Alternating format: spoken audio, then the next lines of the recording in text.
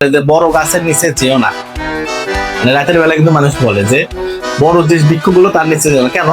ওখানে এই যে কার্বন ডাইঅক্সাইড তৈরি হয়, যে কার্বন ডাইঅক্সাইড তৈরি হলে আমাদের নিঃশ্বাসের সমস্যা হবে না, শ্বাসকষ্ট হবে না, তুমি মারা যাবে না। এমনকি ঠিক আছে, বড় বড় বট গাছের নিচে যাইতে দাও, মারা যেতে পারো। মানুষ শুরুতে ভূত মারছে, আসলে ভূত পেয়েছি বলে কিছু আছে পৃথিবীতে? যে বটের গাছের ভূত ওকে মেরেছে, যা একদম সম্পূর্ণ ভুয়া কথা। আমরা বায়োলজি পড়তে যাই, কিন্তু ইন সায়েন্সটাও বুঝতে হবে, ঠিক না? বলে ওই তো ওই ভূতটা বটের গাছের ভূতা, বুড়ি ভূত, কর্তা ভূত, মরা ভূত। ভূত বলতে কিছু আছে বাবা, এটা হচ্ছে আমাদের ভ্রম। ঠিক আছে, আমাদের একটা প্রক্রিয়া ঘটে যায়, আমরা বলি এটা ভূত ধরছে, এটা ভূত মুখ।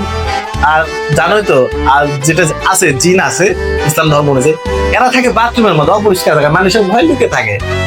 এটা এরা গাছ পাকালে থাকে না, এরা হচ্ছে একটু নোংরা জায়গা থাকে, যেটি মানুষ যায় না, যেটা পায়ে পড়ে না।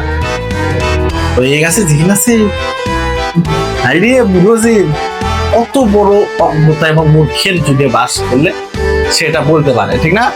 ঠিক আছে, আলাদা তো বলছে যে জিনের যে এনভায়রনমেন্টটা সেটা আমাদের থেকে আলাদা।